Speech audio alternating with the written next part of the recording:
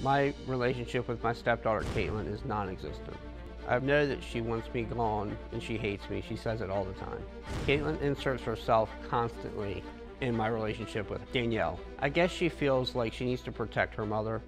About 4 years ago, Josh sent Caitlin a text message saying it was okay to think about him sexually. Caitlin told a friend whose mom called CPS. Caitlin was removed from our home for 4 months. I didn't leave Josh at the time because I was pregnant and I had no job. I felt I had no choice but to stay with him. I didn't want us to be homeless. Well, Danielle's daughter, Caitlin, says her mom's relationship with Josh, she just says it's disgusting. She says it's broken, and she regularly begs her mother to leave Josh, but claims she always chooses him over her children. My stepdad Josh is crazy, angry, and a terrible father. There is never any peace in our home. He can be a total monster, but psychopath would probably be a better word to describe how he acts. The most violent thing I've seen happen between my mom and Josh happened just last month. Stop trying to rip her stuff, Josh. She's pregnant and doesn't have many clothes that fit her. Fight broke out. He shoved a rag with bleach on it in her mouth. It was horrible. My mom knows that I want her to leave Josh. She's pregnant right now, so I really worry about my mom and the baby. I hope that baby dies. Usually when they start fighting, my little brothers run to my room and lock themselves in because they're very scared of Josh. Josh and I got into a fight the other night because he brought beers home after he was asked not to. I asked him to please calm down and stop yelling at my mom. He was yelling at me so much that spit was coming out of his mouth and hitting my face. When I was about 14, Josh texted me and asked if I ever thought of him sexually. I told him no, and he texted me again and said it was okay if I had thought about him sexually. I thought it was absolutely disgusting. My mom excused Josh's behavior by saying I would walk around the house in short shorts and tank tops. So it was my fault because I looked appealing. The only reason that I haven't moved out yet is because I don't want to leave my brothers alone with Josh. Caitlin, thank you for being here.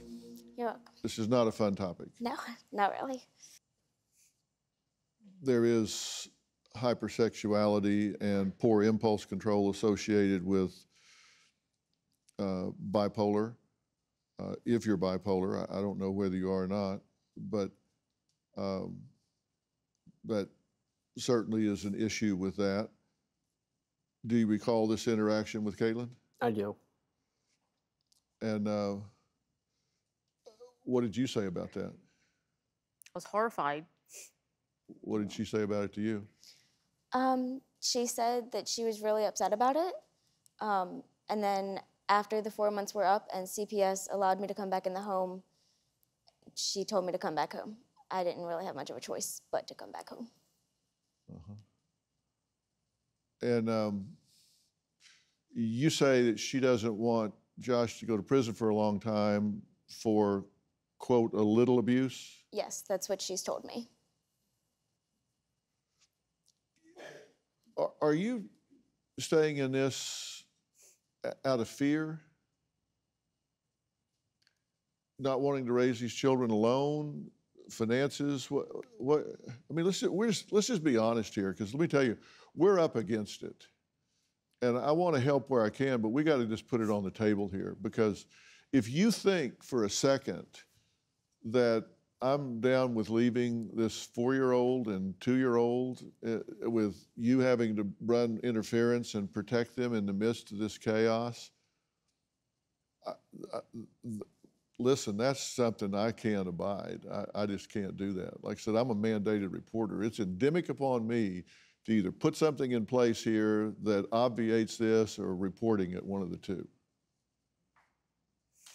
Do you have a story or a question for me? Click the link in the description and tell me what in the world is going on.